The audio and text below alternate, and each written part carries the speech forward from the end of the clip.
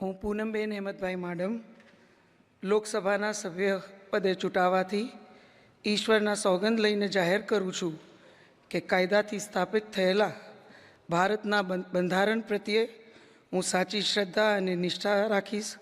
હું ભારતના સાર્વભૌમત્વ અને અખંડતાને સુરક્ષિત રાખીશ અને જે પદ હું ધારણ કરવાની છું તેની ફરજો શ્રદ્ધાપૂર્વક બજાવીશ.